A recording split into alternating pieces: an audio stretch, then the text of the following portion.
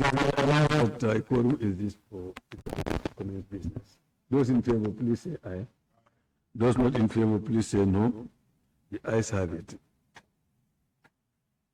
Somebody may move that we maintain the agenda as it is. Move that we adopt the agenda. It has been moved and seconded that we adopt the agenda. The agenda is hereby adopted. Just to remind the witness that the oath stays as it is. Witness, Jagne,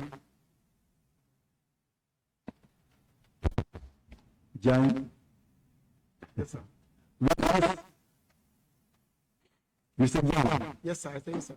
Yes, the oath that we have taken since then continues as it is. Thank you. Thank you. Council, I believe it's the honorable members. It was Honorable Jagne who was on his feet. yes.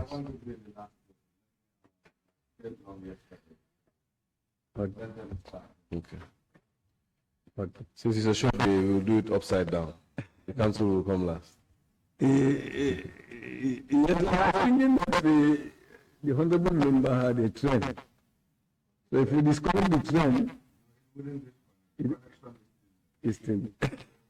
But if you come in, we'll break it. If you come in, we'll break it. If this was a good trend, Because of some of the things they will break your trend. That's what I was thinking. Otherwise, it will. Yes, I think you. What actually, half of it you've already asked. Yeah. And that's. So, yeah, no, I can.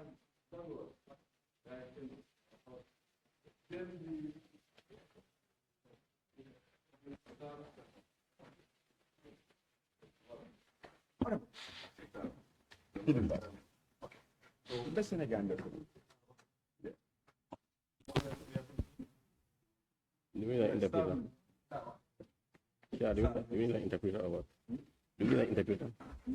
I said, do we like interpreter or let me continue? Okay. Yes. Thank you very much, Chair. Good morning, Mr. Jagne. Good morning. Mr. Jagne, in your intervention on the first day you came here, you mentioned that Mr. Fadera recommended your transfer to MSA because of your action during your engagement with the coalition boys. Yes or no?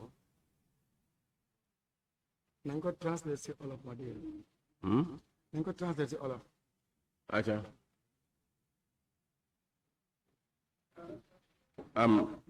Mr. Jagne,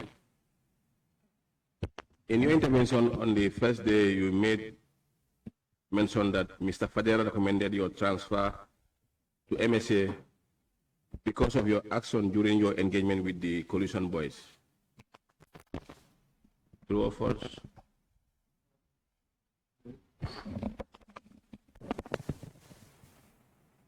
Mr. Jagne, waxoon nga fi ne who prepared Mr. Fadera recommended transfer to MSA because of his engagement with the coalition boys. because of sa engagement ak coalition boys yi loolu dëgg la ndax du dëgg. It's true. Mr. Jagne, when were you transferred to MSA? During which period was it? Was the president in town or he was in Senegal still? Mr. Jagne, ban time lañ la yóbbu woon MSA time boobu fekk current président bi mu ngi fii ndax mu ngi woon Sénégal. fekk mu ngi fi fekk jóge na Sénégal ñëw na.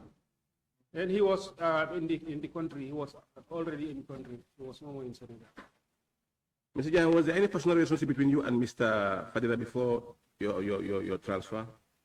Mr. Jagne, ndax dafa am dara lu nekkoon sa diggante ak Fadera bala sa transfer?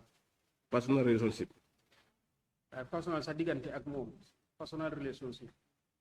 balama appoint MSA wala waa balaa mu laa yow MSA. amutoon benn des suma diggante moom. There was no relationship between myself and Fadera. Mr. Jagne, you made mention that Mr. Fadera once sent you to meet one Lebanese guy. Mr. Jagne, wax nga fi tam ne sa Fadera musoon na laa yónni pour nga dem dajeeg benn Lebanese man. dëgg la. And because it was confidential, you don't want to reveal it. Nga ne loolu was confidential bugguloo ko na nit ñi xam ko. What made Mr. Fadera to trust you to explain his confidentiality to you? Mr. Fadera daf la óolu woon pour ne boo wax confidence boobu noonu bu ko yébaane. Waaye lu tax mu óolu woon la ba mun laa jox that information ne pour nga yónni la. Lu tax mu óolu woon na ba mun laa yónni si nga dem ci yónneet boobu noonu. li tax mu óolu ma moom moo ko xam man loolu dëgg du ma ko mën a wax. The reason why he trusts me, he is the one who knows, but not me. I cannot say that. Mr. Jagne, because the reason why I asked this question is because you mentioned that it was confidential and it was private, and then you were able to reveal it. So that confidentiality that was based on in that statement. The reason why Mr. Fadera chose you, where they are immediate family members who were there, he were people who were working under him, and then he called to say, Mr. Jagne, come, I want to send you and for you to run this error for me. Lisa mu lache bi moy mu ne because lolu non dafa nekk loo xam ne secret la woon boo xam ne bëggutul kenn xam ko mu taana la te am na ay mbokkaam yi fa nekk am na xaritam yi fa nekk am na ñoo xam ne mu doon liggéey ci ronam yooni wut ñooyu noonu mu yooni la yow lan moo waral loolu. mooy li ma ko wax rek li tax mu óolu ma du ma ko mën a wax moom moo ko xam ni ku nekk yaa xam la moo tax nga óolu nit. That's what I said. The reason why he trusts me, I don't know. He's the one who knows. He's the one who can say that. Thank you. Mr. Jagne, when you were going to Burfoot, or you self-posted yourself to Burfoot, were you armed? Mr. Jagne, time bi nga yóbboo sa bopp Burfoot, ndax time woowu yaa ngi gànnaayu woon. Waaw. Yes. The coalition boys that you met there, were they in active service in the military? Coalition boys yi nga fekk foofu noonu ndax ñu ngi woon si army bi. Coalition boys yi fekkee ne civil yi ma fekk nekkoon si army bi fekkee ne coalition boys yi nekkoon si army bi. The coalition boys that I meet there, if it's those ones, they were not in the army. For how long were you with your arms? Sa gànnaay bi nga amee woon ci ban diir la nekkoon ak yow.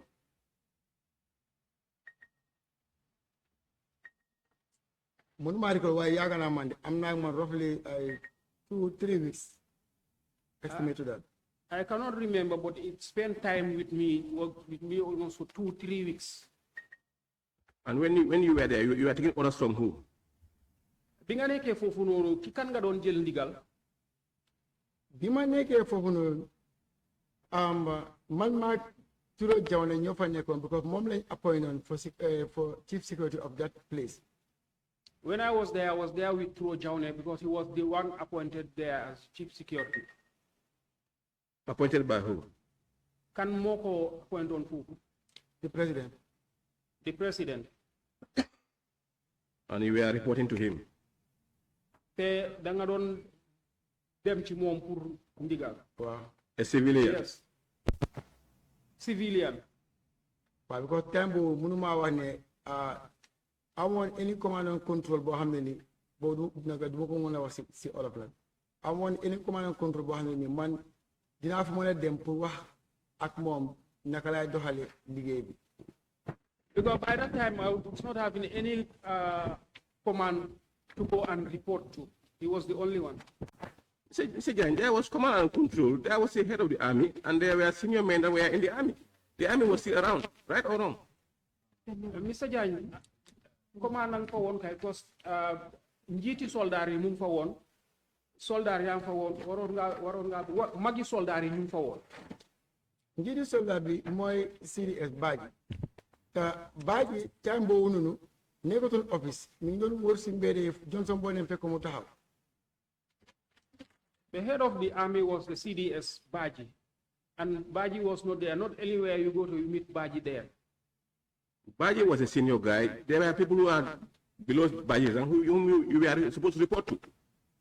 Baji moom moo nekkoon njiit bi waaye am na ñoo xam ne ñu ngi woon si ron Baji ñoo xam ne ay mag lañ ñu waroon ngaa mun a wax ak ñooñu.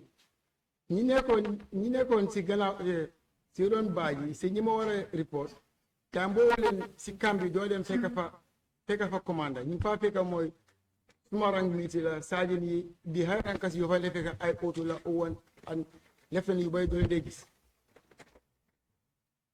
There were senior officers, but in those times, when you go to the camp, you will not meet those people there. The people you will meet there will be the sergeants, the O2, the O1s. What was your rank during that time? Lan mo nekon sa rank time bu. Take a corporal. Then I was a corporal. And they were sergeants in the camp? And mi ngi amon ay sergeants in camp. Wow. Yes. And they were your senior? And you nekon sa njiit. Through by rank, ñuma senior. Why didn't you report to them? Yes, through by rank. Lutax demuloo report si ñooñu. Because at time I don't know whom to trust. I can lie wax. Because by that time I don't know who to trust and who to talk to. What do you mean I don't know who to trust? Lan means xamuloo koy óolu. Because of in military, as far as I know, in military,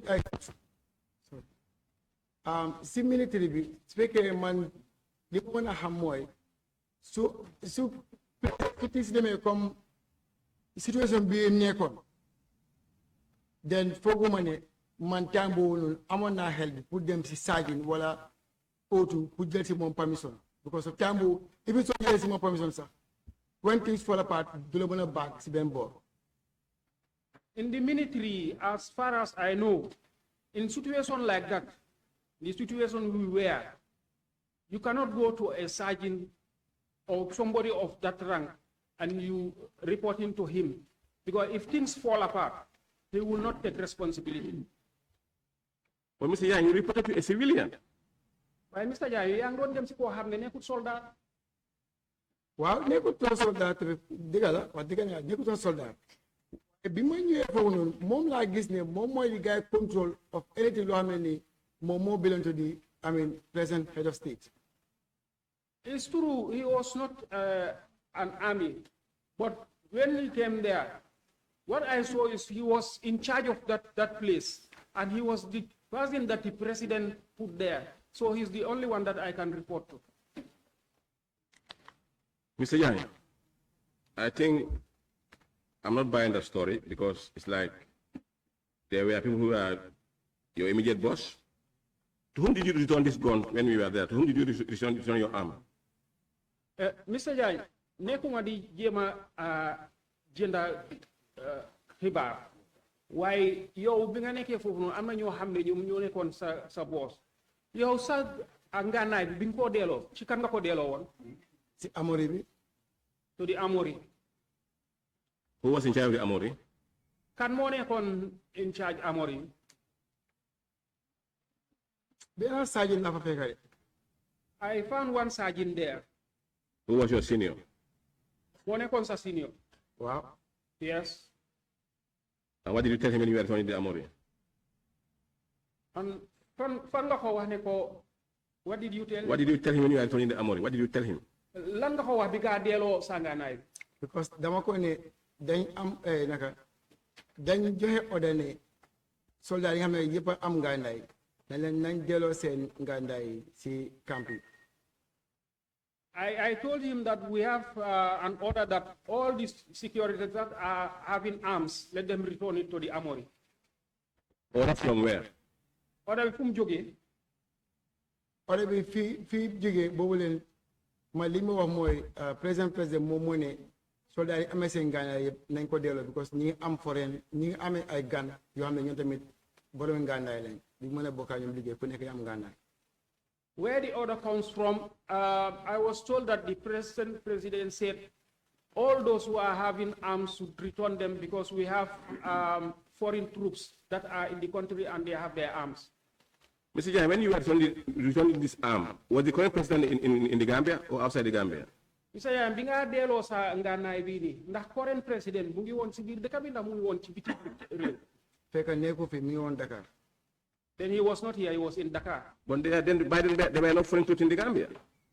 Kon waxtu boobu noonu foreign troops yi nekkuñu woon si biir Gambia. ñu ñëpp a de bëgguñu woon gars yi dugga fekk ñoo ngànnaay moo tax ñu ne nañ delloo suuf ngànnaay yëpp because ñi ngi war a ñëw te ñoo tamit dañ am ngànnaay. That time they don't want the foreign troops to come and find us with our weapons. So that was why we were asked to return all our weapons before they enter. So yeah, I think we need to be very, very, very honest here, Mr. Jagne. You return your arms to a soldier like you, arms that we were accountable of. You return it to a soldier, and then you run away, and went and join civilians. Right or wrong? Dafa mel ni yow da nga delloo sa ngànnaay bi jox ko beneen soldat nga delluwaat dugga si biir civilians yi daw dem. Well, because of order boobu laa am. Yes, because that's the order I have. But during that time, you were a runaway soldier. Waxtu boobu noonu da nga nekkoon soldat bu daw. foog nga ne su ma dawoon du ma toog Gambie. If I run, I was not going to be. But you were not in service. I nekkatuloo woon si service. maa ngi ci service bi because of. But you were not even command from anywhere. Nekkuloo woon di jot command from anywhere. waaw boobu dëgg la. And you posted yourself somewhere. te am na fu ñu la postoon. When you were no more in the service. yow nekkatuloo woon si In active service. Yes or no? waaw wala déedéet. maa ngi woon si active service bi. No, because you are just like the coalition boys. mais déedéet because yow yaa ngi meloon ni comme coalition boys yi rek. maa coalition boys yi du mën a equal because maa ngi woon in the army at the time. I cannot be the same with the coalition boys because by then I was in the army. Because by then you were your own commander, you were your own chief, you were your own head, you were taking your own the law the rules in your own hands. Time boobu noonu yow yaa nekk sa boss yi boppa yow yaa nekk sa lépp boppa sa lu nekk da nga koy jëlal sa boppa. Comme maa nekk sama boss yi boppa boobu leen du ma mën a jël boobu because dégg nga sama boss yi boppa ndik bi ma demee fekk naa fa suma moromi soldat yoo xam ne ni ñoom ñoo ma ëpp rank te ñoo ma jiitu si liggéey bi te the same thing liñ def loolu laa def. That I was my own commander, my own boss, my own chief, that I will not take it because when I went there, I found soldiers who were my bosses, whose ranks were more than my rank, and I was under them. So I cannot take that. Soldiers or ex-soldiers? Ay soldat lañ ndax ñoo xam ne ay soldat lañ woon. Registered in the army by then, and they are still serving members. Tambo knew was army. They were registered in the army, and by that time they were still in the army. Who are they? Give me one of them. ñoo ñan la woon nga jox ma kenn si ñoom. Bari na fa because WSO ma nekk di mention ni bokkoon na si te moom otu la woon. There are many there because the WSO that I am mentioning here was one of them, and he was an otu WSO. Then fekk naa fa tamit beneen couple benn Sergeant Sonko moom soldat la woon. I found there also one Sergeant Sonko. He was also a soldier. Fekk naa fa benn otu moo tamit Sergeant la woon otu fàtte naa seen waaye moo tamit mi ngi woon si army bi te otu la. I found there one otu. He was a sergeant. He also was there, and he was a soldier. Mr. Jagne, you said you were taking command from Trojana. Or Trojana or Trojana. Mr. Jagne, Mr. Jagne, you know that non jele command si Trojana. Foofu képp ku fa nekk time boobu noonu si Trojana nga dee jël te mooy suma senior mooy suma junior ñu ñëpp si Trojana lañ nekkoon. That is, anybody who was there was taking command from Jaune. Whether you are my senior or my junior or the same rank with me, all of us were taking command from Jaune. So this is why I said that you were doing the wrong thing because you were taking command from a civilian. Loolu tax mu ne kon yow da nga doon def lu jubut parce que yow yaa ngi doon jël command from a civilian. What? Accept na. Yes, I accept it. Thank you. Mr. Jagne. Mr. Jagne. When you heard that this coalition boys were going to MSA?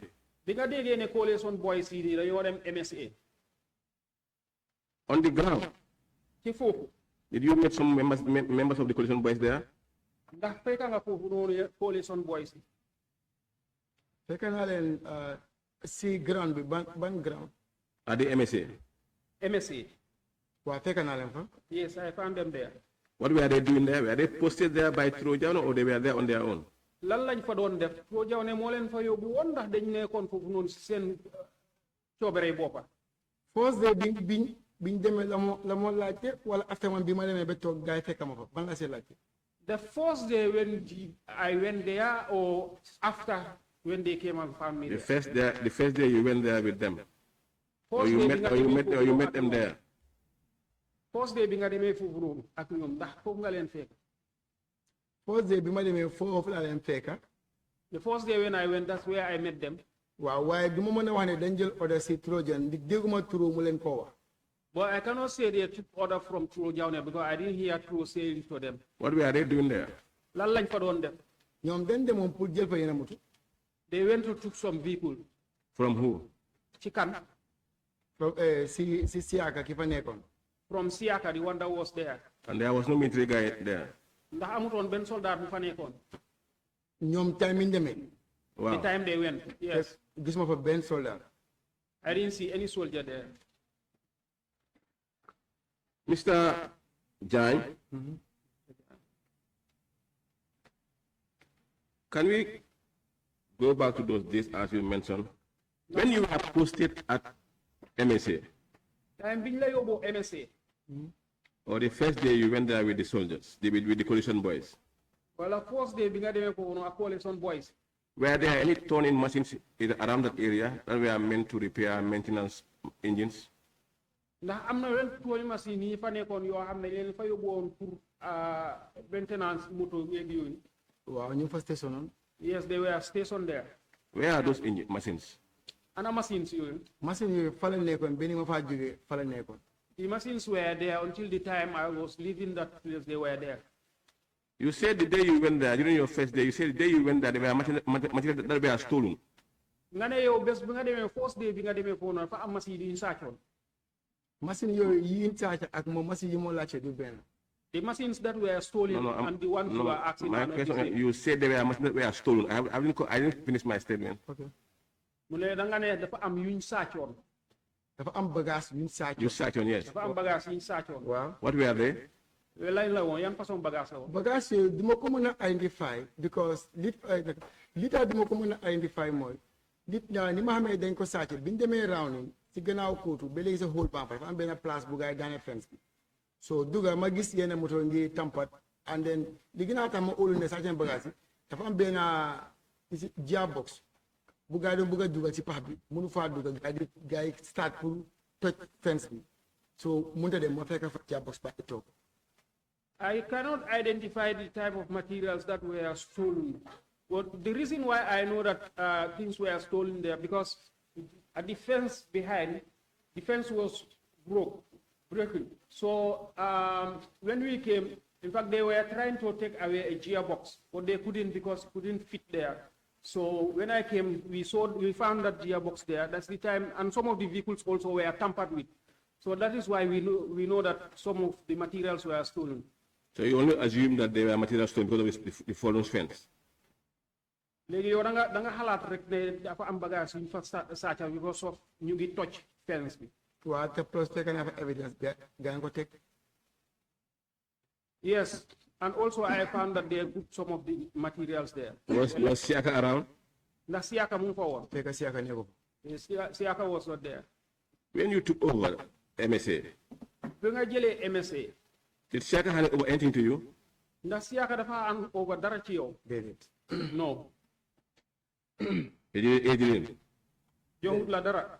No. Mr. Jagne, Sergeant Jagne, the Red Council asked you on a question on Thursday. Was it Tuesday or Wednesday? I don't recall the date. And then he read a letter for you that was dated on the 20th 11 2017 on the document 18-2027 of Ms. Bensouda. And when he read the letter to you, there were attachments on that letter. And on the attachment, there were a few items that were read to you To an extent, you said no, and then you said Mr. Sediba he wanted to sacrifice you, but you are here to say the truth, and you must talk the truth. What kind of truth do you want to say about that issue? Mr. Jagne, ñu lay fàttale ku keroog si àllarba bi wala alxamis lead council am na leeta bu mu la riidaloon leeta boo xam ne mu ngi jógee si benn Suda ci leeta woon bi mu koy riid mu ngi wax ne am na bagage yoo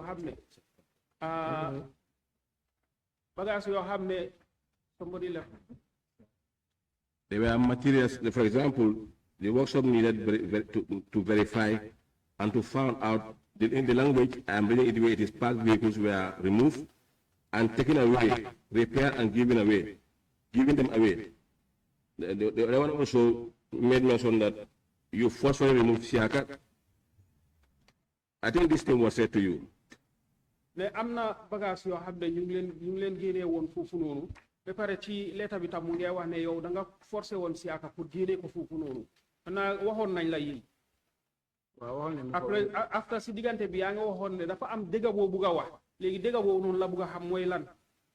dëgg mooy comme ni ma déma because ñu ngi ma accuse loo xam ne nii amuñ si any evidence ne man dama jël oo jëluma because gis nañ moto yi génn xamuñ fi moto yi dem like tracteur bi ñu wax noonu leen ak moto yi génn ak bagage yi ni ñu génne xamuñ ko moo tax ñu bind lettre bu foog ne man dama jël bagage yi sàcc ko dama ko dugal place moo tax ma ne su ma ñëwee di tout we ribul moo tax di mooy leen tracteur yi delloowaat nañ ko te moom seedi ba si boppam confirme na ne tracteur bi delloowaat nañ ko moom di seen seedi ba confirme na ne government auction ñoom jaay nañ tracteur bi and di seen seedi ba moom confirme na ne moto yi génnoon nekkul ne dañ ko just lifi nakatuwaay dañ ko labaj moo si moom confirme na ne moto yi ñu ngi ko jox ñoo xam ne ñu ngi ko use ba léegi si nguur gi di seen seedi ba moom confirme na ne machine yi mu génne woon si moto yi ñu ko def moom lañ jox nit ñi pour ñu use ko lii moo tax ma ne su ma ñëwee